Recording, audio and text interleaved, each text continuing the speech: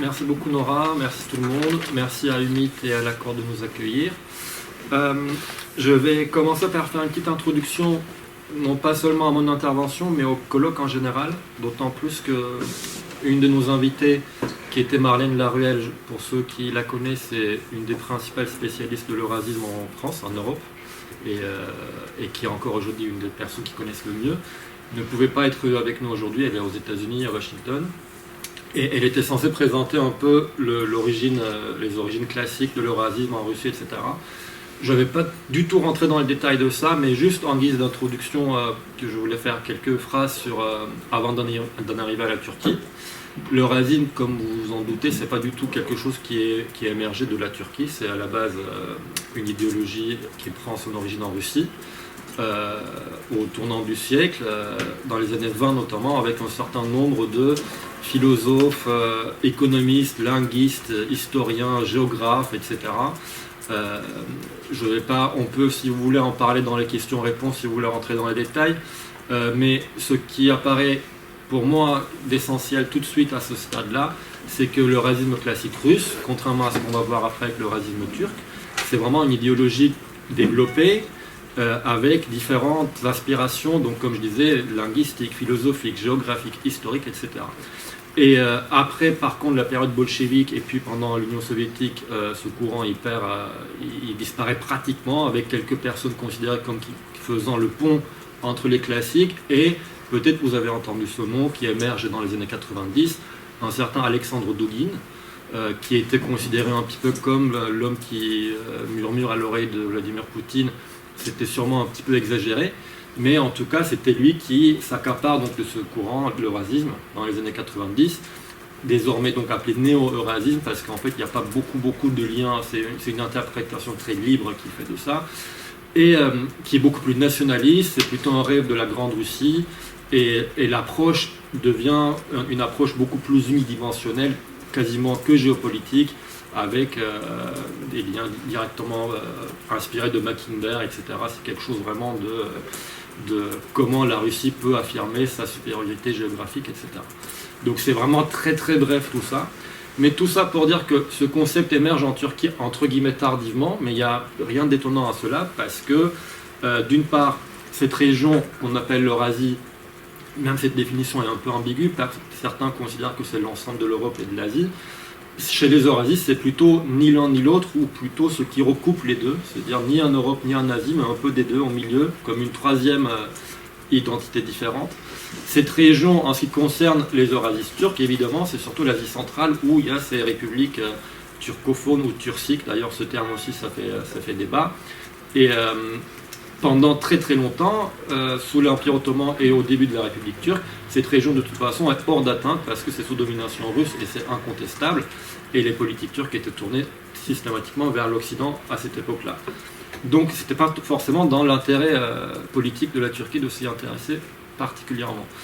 Et aussi, il y a l'aspect sur lequel, que je trouve passionnant, mais on ne va pas y revenir, moi je ne vais pas y revenir aujourd'hui sur ça, c'est sur ce questionnement identitaire de l'Occident et l'Orient. C'est quelque chose de frappant qu'on voit comme similitude entre la Russie et la Turquie, sauf que ces questions se posent à des époques un peu différentes, et surtout, alors que l'eurasisme, selon les représentants de ce courant en tout cas, était une façon de répondre à cette question identitaire posée en Russie, en Turquie, l'eurasisme n'a jamais fait partie des réponses à ce questionnement entre Occident et Orient, donc ça ne s'affirmait pas du tout de cette façon-là. Alors pourquoi tout change en 1991? Tout simplement parce que l'Union soviétique disparaît, et parmi le grand nombre de nouveaux pays qui émergent, il y a ce qui nous intéresse, ou ce qui intéressait la Turquie à l'époque particulièrement, les 5 nouveaux indépendants, qui sont Ouzbékistan, Kazakhstan, Kirghizistan, Azerbaïdjan,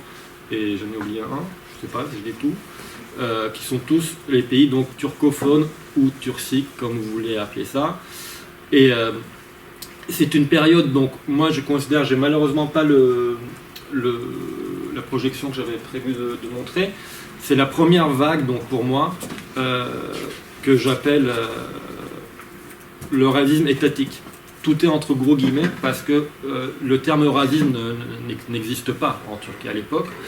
Et l'État turc, le gouvernement turc, n'a pas une idéologie eurasiste, mais par contre, je considère cette première période que moi j'étends de 1991 à peu près 1996-97 comme une première dynamique, une première vague, où on voit vraiment des aspirations eurasistes en Turquie. Et quelques mots donc sur le contexte de pourquoi ça émerge comme ça. Tout simplement parce que, donc, comme je disais, l'URSS disparaît, ces États émergent, et la Russie qui s'affirme est considérée, à tort, on va le voir très vite, extrêmement affaiblie et donc incapable de contenir toute cette zone sous son influence incontestée comme avant. Et donc la Turquie voit une certaine opportunité. La Turquie qui avait besoin d'opportunités stratégiques parce que la fin de la guerre froide signifiait aussi pour la Turquie la disparition de son rôle qu'elle jouait depuis des décennies, qui était d'être une présence de l'OTAN bien affirmée juste aux portes de la Russie. Donc son importance stratégique n'avait pas besoin d'être redéfinie. Avec la fin de la guerre froide, la Turquie cherche aussi de nouveau à s'affirmer d'une façon différente sur la scène internationale. Et donc les portes de l'Eurasie sont considérées comme une opportunité que je cite d'ailleurs le président de l'époque, Turgut Özal, c'est une opportunité qui arrive tous les 3 siècles et c'est une opportunité à ne pas rater. Et donc Russie considérée comme très affaiblie, opportunité avec l'émergence de ces pays turcophones et la recherche de nouvelles identités stratégiques de la Turquie internationale. Et la quatrième chose, comme élément de contexte, c'est que ces aspirations turques vers l'Eurasie étaient très fortement encouragées par les puissances occidentales, les États-Unis, à commencer par les États-Unis, parce que, encore une fois, avec la disparition de l'URSS, l'Occident avait énormément peur, maintenant on n'en parle plus trop, mais de l'Iran, qui était considéré comme principale menace d'une grande puissance régionale islamique, qui prendrait donc la place de l'influence russe dans la région. Et il préférait miser plutôt sur la Turquie, qui pouvait servir de pont de transition vers l'ordre libéral occidental pour ces nouveaux pays indépendants. Et c'est donc dans ce contexte-là qu'émerge ce que moi je considère comme cette première vague de racisme en Turquie, qui a de nombreux acteurs, mais j'en citerai 3. C'est très insuffisant, mais juste pour garder en tête. D'abord donc le président de l'époque, Turgut Özal, qui avait sa propre vision eurasiste quand même. Et Alexandre Tumarkin, qui a priori sera avec nous cet après-midi, le considère comme un des premiers eurasistes. Encore une fois, le mot n'existait peut-être pas à l'époque. Et ensuite, le ministre des Affaires étrangères de l'époque, Hikmet Çetin, qui était extrêmement présent dans les visites diplomatiques, etc. Et le troisième nom, qui est un petit peu plus intéressant, si on peut peut-être en parler un petit peu plus dans les débats, ça pourrait être intéressant, c'est Alparslan Türkeş. Türkeş, je ne sais pas si son nom vous dit quelque chose, il est mort. C'était le principal leader des partis d'extrême droite de la Turquie, qui faisait à l'époque environ 3% aux élections, mais je vais vous en parler à l'instant, il a occupé une place bien supérieure à son existence électorale en Turquie lors de cette première dynamique. Justement, dans cette dynamique-là, il y a eu énormément d'initiatives d'ordre différents de la part du gouvernement turc vers ces pays-là. Sans rentrer dans les détails, elles étaient d'ordre diplomatique, un record de visites diplomatiques dans les deux sens, avec le président turc, le Premier ministre, le ministre des Affaires étrangères, des dizaines de visites en l'espace de 3 ans, et aussi très souvent accompagné par Alparslan Türkeş, qui n'avait strictement aucun titre direct au sein du gouvernement.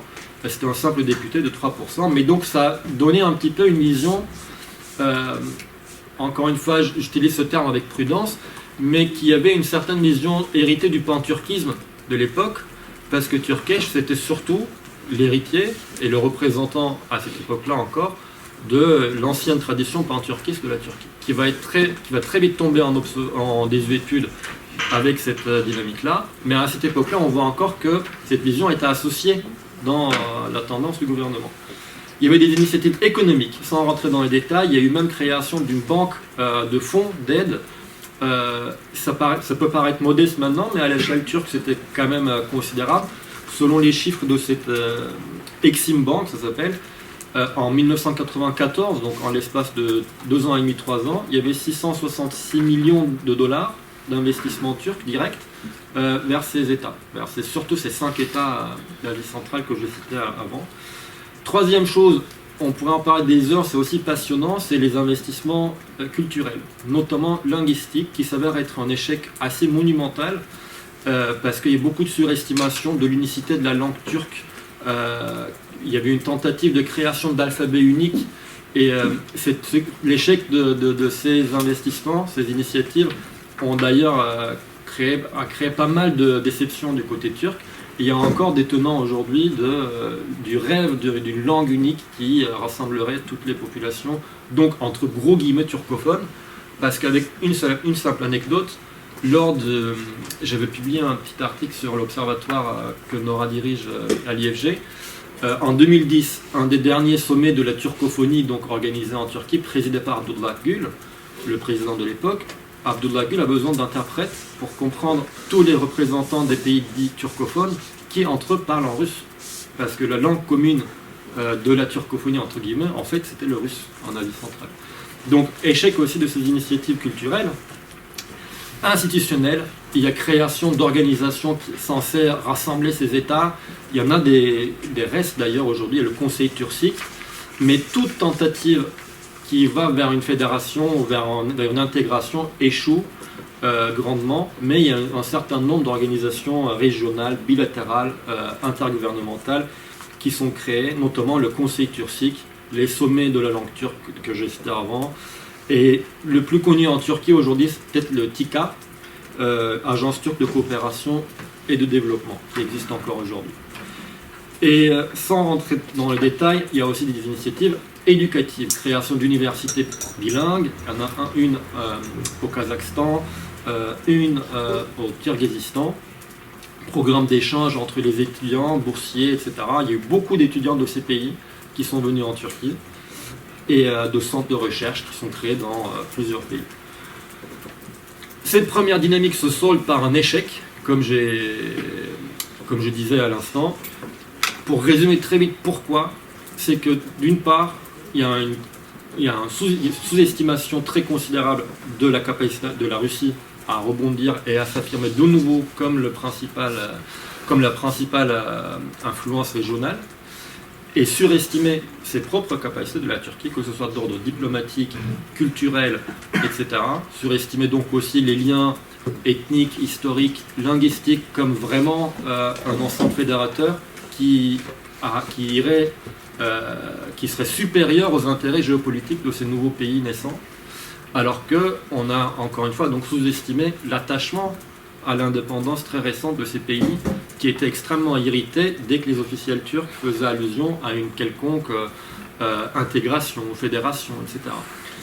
Et puis, quelques instabilités internes de la Turquie, qui connaît une grande crise économique à partir de 1994, mais qui va se prolonger jusqu'en 1997, cette date à laquelle d'ailleurs les fonds vers ces États baissent drastiquement, et puis les gouvernements qui vont changer. Je ne rentre pas dans les détails des instabilités turques de l'époque.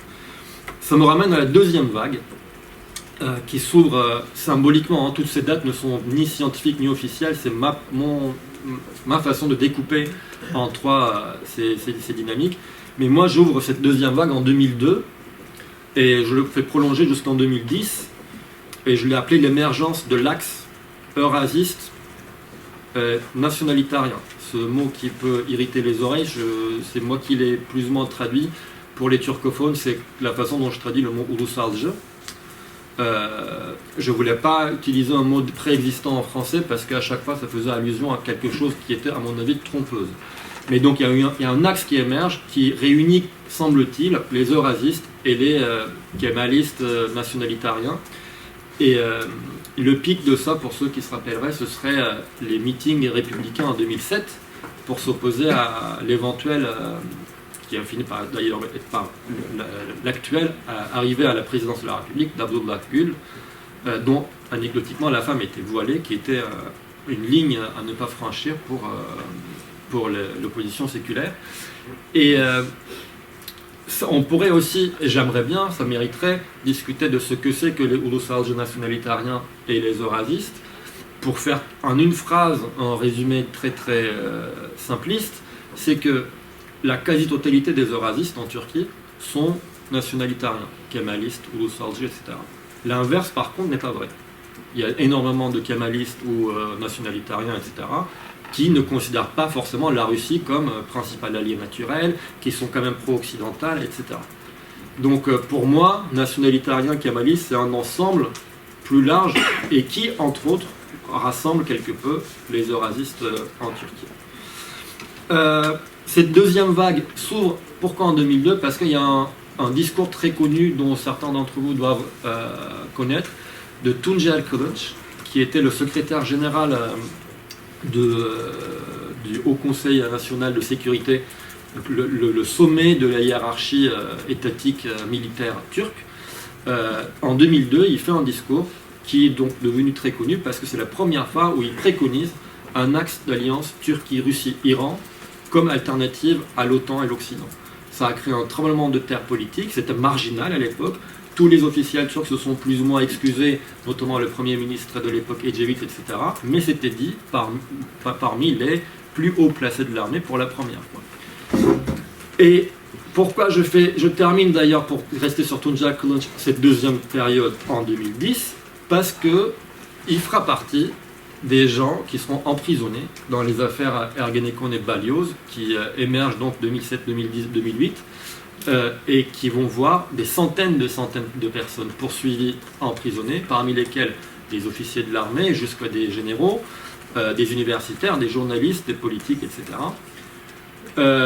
Encore une fois, c'est juste ces opérations judiciaires, on peut en parler pendant des jours et des jours, mais ce qui m'intéresse dedans, c'est que partiellement, cela a été interprété, au moins entre autres, comme une tentative de naturalisation de l'axe eurasiste nationalitarien dans l'intelligentsia turque.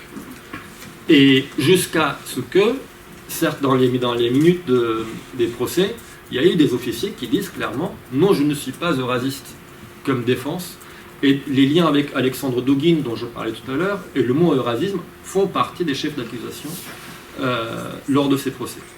Et parmi les inculpés donc, et emprisonnés, on peut citer quelques grandes figures de l'eurasisme turc qui reconnaissent, parmi les rares, qui revendiquent de cet adjectif, comme évidemment Doğu Perinçek, l'eurasiste en chef entre gros guillemets de la Turquie, parce que c'est le premier qui en parle ouvertement, qui a écrit un livre en 1996, et dont le parti s'appelle aujourd'hui Vatan Partisi, c'est le parti de la patrie.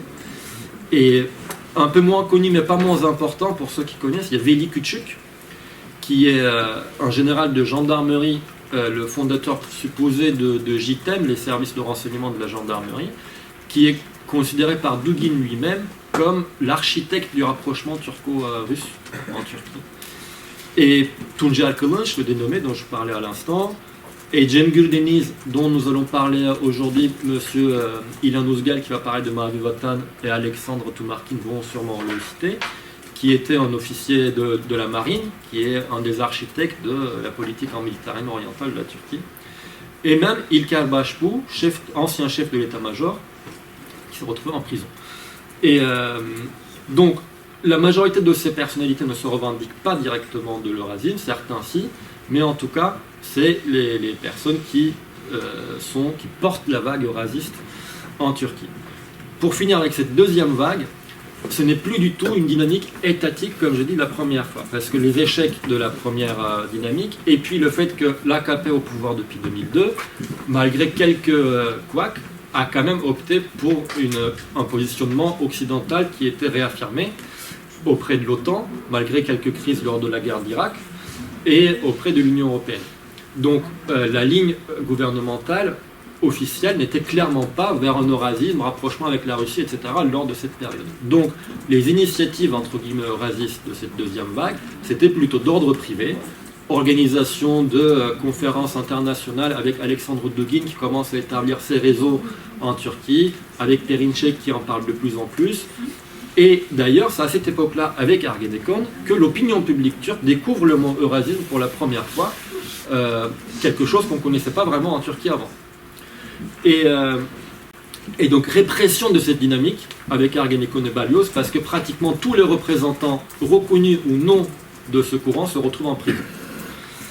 Ce qui m'amène à la troisième et dernière dynamique que moi j'identifie, qui a progressivement émergé à partir de 2013-2014 et qui est partiellement en cours encore aujourd'hui. Pourquoi 2013-2014 ? Là, pour moi, le plus important, c'est le contexte, c'est un des cœurs de ma thèse qui m'intéresse le plus. Cette période de 4-5 ans voit coïncider un certain nombre d'événements qui sont tellement liés et qui sont à l'origine de l'état actuel de la Turquie aujourd'hui.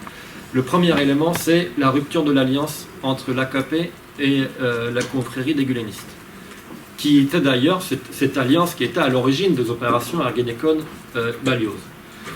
Et la deuxième chose, conséquence directe de cela, les inculpés de Ergenekon-Balyoz sortent de prison et une grande partie se retrouve au devant de la scène dans des positions clés, que ce soit dans l'intelligentsia, etc. Comme Perinçek, dont le parti fait 0, quelques %, mais qui du jour au lendemain apparaît parfois pratiquement comme un porte-parole du gouvernement, avec les affirmations reprises par tous les médias, etc. Troisième chose à retenir, c'est la fragilisation de plus en plus extrême du gouvernement de l'AKP, qui en 2015 perd pour la première fois à des élections la majorité absolue seule, donc il doit maintenant jouer avec, si ce n'est des crises plus ou moins artificielles, mais des alliances avec les ultranationalistes, et isolation diplomatique qui vient avec, tension incroyable avec l'Occident qui le pousse aussi à chercher des alternatives, et donc, conséquence directe de celui-ci, rapprochement avec la Russie. Là, il y a toujours une question de poule de l'œuf. Est-ce que c'est parce que ces eurasistes sont venus aux commandes partiellement qu'il y a le rapprochement avec la Russie qui a été déclenché? Ou alors est-ce que c'est le rapprochement avec la Russie décidé par le gouvernement turc à propulser ces figures-là au devant de la scène? Le fait est que dans tous les cas, ces éléments, ces 4 éléments pour moi, constituent les bases dans lesquelles la Turquie se trouve aujourd'hui, en ajoutant le fait que la fragilisation et les crises politiques et diplomatiques sont telles que, on le sait tous, les choses changent à une vitesse enivrante en Turquie. Les alignements politiques stratégiques de la Turquie peuvent évoluer du jour au lendemain. C'est pour ça qu'on avait décidé d'ailleurs avec Madame Cheni de faire apparaître dans le titre de ce colloque la stratégie de survie d'Erdogan. Et c'est un des axes principaux de ma thèse, c'est d'essayer de montrer à quel point ce sont les luttes politiques internes en Turquie, qui tournent autour du maintien au pouvoir d'Erdogan lui-même, ont un impact direct sur la politique étrangère de la Turquie, comme moi j'essaie de démontrer entre autres avec ce courant eurasiste qui apparaît et disparaît au gré des circonstances politiques de la Turquie. J'ai essayé de faire très très court pour pas empiéter, mais j'ai plein d'éléments qui peuvent venir enrichir le débat. Donc s'il y a des questions après ou des débats, je peux revenir dessus sans problème. Merci. Merci Alican. Écoute, merci d'abord d'avoir respecté le temps. C'était très instructif. On voit assez clairement les 3 phases. Et pour les questions et la synthèse, je laisse la parole à Dorothée. Pas besoin de micro. Alors, je suis très frappée par cette dernière phrase par laquelle Alican a lui-même résumé son propos, un courant qui apparaît et disparaît au gré des circonstances politiques en Turquie, qui finalement boucle avec les remarques introductives de Nora Cheni, qui était: est-ce que ce n'est pas une légende de racisme, est-ce que ce n'est pas la même chose, quelque chose de un peu à l'état gazeux qui de temps en temps se matérialise, mais qui finalement n'est pas structurant vraiment pour la politique étrangère turque. Et je vais peut-être juste à ce stade vous dire ce que j'attends des discussions. On entend derrière. Oui. Non, tu parles fort. Alors, qui est-ce qui allume là, Oui, c'est bon. C'est bon.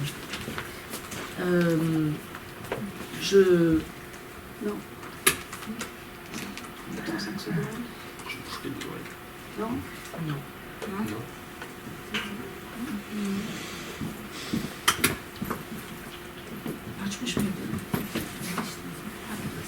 Oui. C'est bon. Voilà. Ok.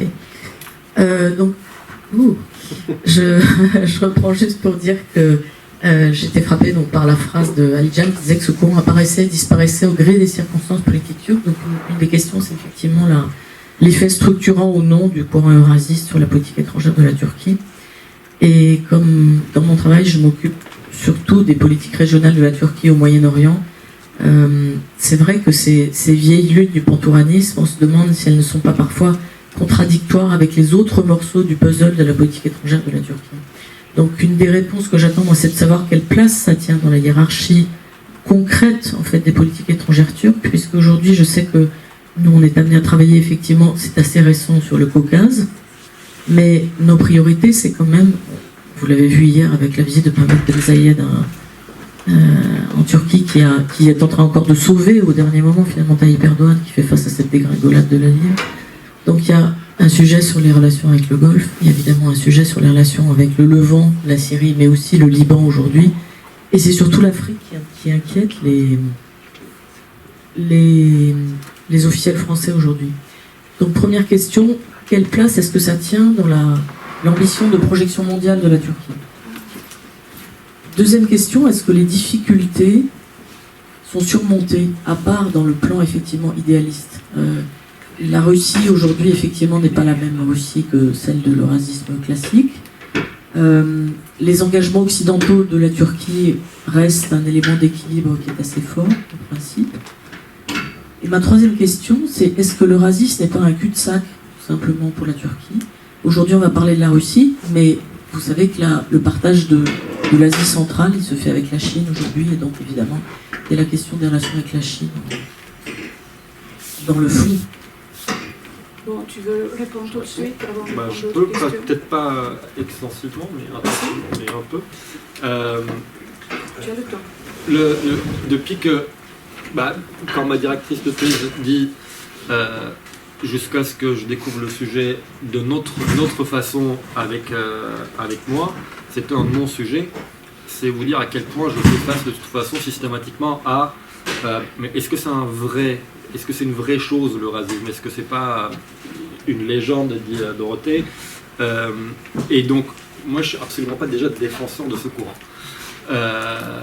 Et mon but n'est pas non plus d'ailleurs d'affirmer son existence, ni de prouver que ça occupe une place centrale, ni rien. Ce que j'essaye de faire en revanche, c'est que c'est un courant dont on parle beaucoup dans les médias turcs, à des périodes bien distinctes et peu anodines.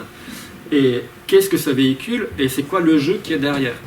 Par exemple, le courant eurasiste est souvent manipulé ou comme une carte, ou l'eurasisme plutôt, est un atout que la Turquie joue parfois, que ce soit pour des discussions politiques internes ou pour essayer de montrer à l'Occident, regardez, on n'est pas dépendant de vous, nous on a aussi ces alternatives avec la Russie, les États turcomans, etc.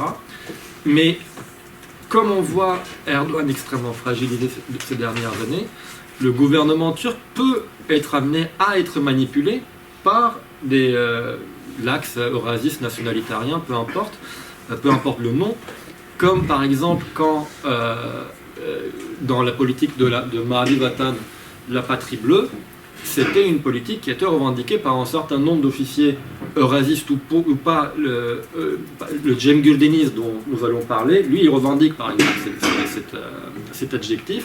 La question, c'est qu'ils étaient systématiquement écartés des sphères de décision de la Turquie jusque-là. C'est uniquement depuis 2015-2016 où ce courant, pas forcément eurasiste, mais nationalitarien, etc., joue un peu un rôle de ciment entre l'AKP et les ultranationalistes, qu'on voit que ce n'est pas forcément toujours Erdogan qui dicte toutes les décisions de politique étrangère. Donc, ce qui m'intéresse, c'est justement ces liens entre à quel point l'un manipule l'autre et où est le racisme dans tout ça. Donc, l'hiérarchie, comme disait Dorothée, est extrêmement difficile à établir d'une façon linéaire et continue, parce que cette hiérarchie change aussi en fonction des crises qu'on voit en Turquie. Et juste un mot sur les contradictions, on peut dire plein de choses différentes dessus. Les contradictions sont au cœur même de l'eurasisme, parce que comment vous pouvez imaginer un une vision eurasiste de la Turquie qui, donc, première chose qu'elle préconise, c'est que la Turquie devient une influence en Asie centrale, tout en étant un partenaire de la Russie. Ça, c'est la contradiction ultime de l'eurasisme de toute façon. La Russie ne laissera jamais la Turquie devenir une influence majeure en Asie centrale. Ça ne pourrait être qu'en rivalité avec la Russie. Donc, en fait, de ce point de vue-là, l'échec dont j'ai parlé de la première vague, de la première dynamique de l'eurasisme turc, qui n'en portait pas le nom à l'époque, en fait, était plus cohérente. Elle n'était pas cohérente parce qu'elle surestimait grandement l'affaiblissement de la Russie, mais elle était plus cohérente parce que cet eurasisme-là ne pourrait se faire qu'au détriment de la Russie, et pas en étant allié avec la Russie. Donc, et je terminerai là, la plupart des personnes qui critiquent politiquement le courant eurasiste en Turquie les accusent, peut-être c'est exagéré, mais comme étant entre guillemets des agents de la Russie en Turquie, dont le principal intérêt, c'est vraiment de créer un rapprochement Turquie-Russie, non pas pour un partenariat égalitaire, on n'est jamais allié de la Russie sur un pied d'égalité de toute façon, non pas pour un partenariat d'égal à égal pour partager l'influence en Asie centrale, mais plutôt pour faire entrer la Turquie dans la sphère d'influence de la Russie tout simplement. Donc l'eurasisme est effectivement rempli de contradictions de ce type-là. Reste la question ouverte, c'est-à-dire que lorsqu'on met la focale sur le sujet, évidemment, il y a énormément de détails et de reliefs qui émergent, dont tu rends compte très clairement. Sauf que la question que Dorota pose, est-ce que c'est structurant de l'économie, enfin de l'économie politique, de la quotidienneté politique en Turquie, combien c'est structurant ou bien combien c'est évanescent. Ça, c'est une question qui reste pour l'instant ouverte. Et une autre question encore, et celle-là, je ne sais pas si tu y as réfléchi, c'est le paramètre Chine. Dans ce jeu de quilles, il y a à nouveau. Et peut-être que d'autres questions recouperont encore, et ça donnera la journée pour y répondre ou pour l'aborder de différentes façons si tu n'as pas d'autre chose. Monsieur Ouzguel, son intervention qui va porter plus directement sur la crise en Méditerranée orientale, va répondre, à mon avis, justement en grande partie sur quel est le cadre dans lequel ce courant, ou en tout cas, même courant, moi je l'utilise avec entre guillemets ce mot, mais certains partisans de cette vision-là peuvent, c'est pas le courant qui détermine la politique étrangère de la Turquie, mais certains représentants peuvent être amenés à jouer une influence majeure sur cette politique. D'autres questions, d'autres commentaires sur ce sujet, sur cette intervention? Marie? Oui, peut-être c'est intéressant, dans le fait vous avez parlé à Lijan, de souligner le rôle de Dugin, dont on dit, vous avez dit, il est peut-être exagéré. Cependant, si on regarde les bouquins de Dugin, parce qu'on ne sait pas dans quelle mesure Dugin est le conseiller personnel de Poutine, etc., c'est peut-être pas avéré en effet. Mais quand on lit les bouquins de Dugin, on voit exactement la projection de ce qui est en train de se passer, là, ce qui s'est passé avec Poutine, c'est-à-dire l'Ukraine, la prise de la Crimée, la guerre dans le Donbass, la Géorgie avec la récupération de territoire, cette création constante de la part des Russes des sortes de trous noirs, la Transnistrie en Moldavie, le Donbass donc en Ukraine, l'Ossétie et l'Abkhazie, qui sont des économies, voilà, enfin on ne sait pas ce qui se passe là-bas, il n'y a aucune légalité, tout ça. Donc dans quelle mesure Dugin, pourquoi Dugin, moi je me suis toujours demandé ça, j'ai jamais compris, pourquoi Dugin avait une entrée particulière en Turquie, donnait des conférences de presse. Ses bouquins étaient systématiquement traduits en turc en premier. Il n'était pas forcément traduit en anglais, il n'était pas forcément traduit en allemand. En revanche, et il donnait des conférences de presse jusqu'à Chypre. Il était très très présent au nord de Chypre. Moi, je l'ai vu là-bas, et ces conférences annoncées. Donc, je me demandais toujours pourquoi il y a la raison de cette proximité de Dugin avec les... Une réponse? Oui, c'est très très intéressant. On ne va pas y rentrer d'ailleurs, mais pour commencer par la fin, Chypre, c'est une zone clé de tout ce qui concerne, que ce soit les eurasistes ou Méditerranée orientale. Chypre, c'est vraiment un élément majeur et qui est souvent sous-estimé. Moi, j'ai l'impression, quand on travaille sur la Turquie à l'étranger, l'importance de Chypre, c'est capital. Mais par rapport à Dugin, il y a quelque chose de très intéressant que j'ai découvert quand j'ai commencé à travailler sur ce sujet. Moi, je ne suis pas spécialiste de l'eurasisme russe ni d'Alexandre Dugin, mais évidemment que j'ai travaillé dessus. Ce qui est frappant, c'est que dans ses premiers écrits, quand il développe sa pensée eurasiste, il est extrêmement négatif sur la Turquie. Et là, je parle vraiment de l'équivalent de ma première dynamique, où la Turquie faisait ses démarches, ses tentatives de jouer un rôle plus important en Asie centrale. À cette époque-là, Dugin, lapsus, non seulement méprise la Turquie ouvertement, comme vraiment une vision des citoyens normands et les barbares, quoi. C'est vraiment une approche très très méprisante, mais en plus, stratégiquement, il considère la Turquie comme un ennemi de l'eurasisme russe. Et tout change dans le sens opposé à partir de 2002-2003, où justement, ce qui coïncide avec l'abandon de cette première dynamique où la Turquie a rêvé de peser au détriment de la Russie dans cette région-là. Et du coup, ce courant eurasiste, ou peu importe comment on l'appelle, de ce rapprochement avec la Russie, n'était plus porté par des initiatives gouvernementales, mais par des voies privées, comme Perinček et ses réseaux. Mine de rien, Perinček, son influence est toujours allée au-delà de sa présence électorale en Turquie, via ses médias, via ses réseaux, avec l'État profond, les liens qu'on ne sait jamais exactement, mais que tout le monde sait qui existent. Et il y a eu énormément de allers-retours, lui qui va en Russie, Dugin qui est invité par Perinček en Turquie, etc. Et ces réseaux se sont étendus au courant des années 2003 jusqu'en 2007. Et il n'y avait plus d'initiative étatique dans ce sens-là, mais la vraie émergence de l'eurasisme turc, c'est cette époque-là, quand les eurasistes turcs, entre guillemets, ont cessé de considérer la Russie comme l'ennemi à qui il fallait aller gratter de l'influence dans la zone, mais à partir du moment où ils ont considéré la Russie comme allié naturel contre l'impérialisme américain, etc. Et donc en acceptant même ce rôle d'allié mineur dans cet axe où la Russie serait toujours le grand centre de la zone. Ok. Je peux prendre encore une question. Oui, bonjour. Vous pouvez enlever votre masque. Je voulais revenir sur la fabrication du mot que Alican, enfin le mot fabriqué, sachant que je ne suis pas turcophone de langue maternelle, donc je ne ressens pas aussi bien, voilà. Mais je voulais savoir pourquoi vous n'avez pas choisi le terme chauvinisme et est-ce que pourquoi le chauvinisme ne fonctionnerait pas pour traduire ou soulager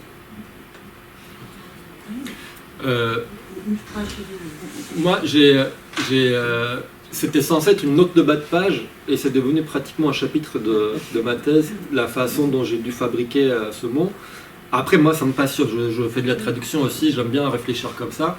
Mais d'une part, spécifiquement chauvinisme, c'est parce que je trouve beaucoup trop large. Il y a énormément de chauvins en Turquie qui ne savent même pas où est l'Asie centrale, mais par contre, ils sont très chauvins. Souverainiste peut-être. Oui, Souverainiste. Souverainistes, mais encore une fois, il y a des souverainistes qui sont beaucoup plus pro-occidentaux. Et puis, je voulais aussi éviter des mots qui renvoient directement à des courants politiques spécifiques en France.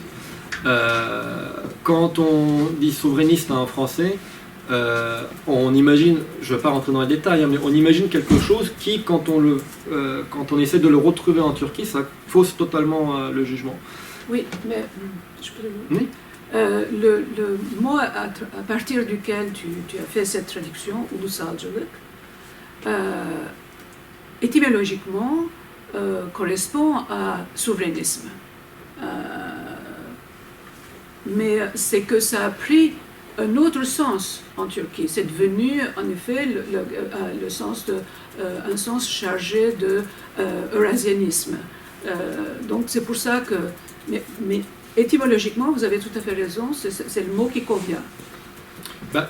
Encore plus, étymologiquement, ulusalcı, pour les turcophones du coup, c'est étymologiquement synonyme de milliyetçi. Parce que millet et ulus sont en fait des acceptions teintées d'histoire d'une même acception en fait. Du coup, en fonction de si vous utilisez millet ou ulus pour la même chose, C'est la même chose. ça vous situe politiquement aussi en Turquie. C'est ça. C'est pour ça que c'est très intéressant parce que, en un mot, les ulusalcı nationalitariens, ils ont pratiquement les mêmes idées que les milliyetçi, mais ils veulent clairement s'en distinguer. Parce qu'ils se considèrent de tradition de gauche. Ils ne se considèrent pas comme d'extrême droite, ils se considèrent comme de gauche. Ça ne signifie presque plus rien aujourd'hui, mais y compris, par exemple, si vous discutez avec Perinček, la première chose qu'il vous dirait, c'est que c'est un révolutionnaire de gauche. C'est maoïsme, etc. Sauf que tout le contenu de son idée, entre guillemets, ce qui nous intéresse par rapport à l'eurasisme, sont des idées traditionnellement et internationalement de droite. Mais pour eux, pour des raisons politiques et historiques en Turquie, c'est très important de se démarquer de la tradition pan-turquiste, d'extrême droite classique. Donc ce terme émerge aussi. C'est un terme un peu décomplexé dans le milieu ulusalcı. Je ne parle pas je ne parle pas d'Eurasis. Mais ulusalcı, c'était aussi un terme que des classes sociales plus ou moins aisées en Turquie pouvaient accepter plus facilement que milliyetçi, qui a une connotation beaucoup plus extrême droite, plus ringard, moins fréquentable, quoi. Donc ulusalcı a aussi une connotation comme ça, qu'on ne retrouve pas du tout en France. C'est ça que j'essaie de dire. Je peux juste rajouter quelque chose, c'est un exemple parfait pour montrer que les mots ont une appartenance politique, surtout en Turquie. Une valeur d'usage, comme oui, dit Marx. Oui. Et donc le choix d'utiliser ulus ou millet, ça montre parfaitement l'appartenance politique depuis très longtemps en Turquie. Peut-être en partant d'ici, on peut mieux expliquer que surtout le nationalisme a été traduit, comme vous disiez, en deux mots en turc, donc les appartenances sont complètement différentes.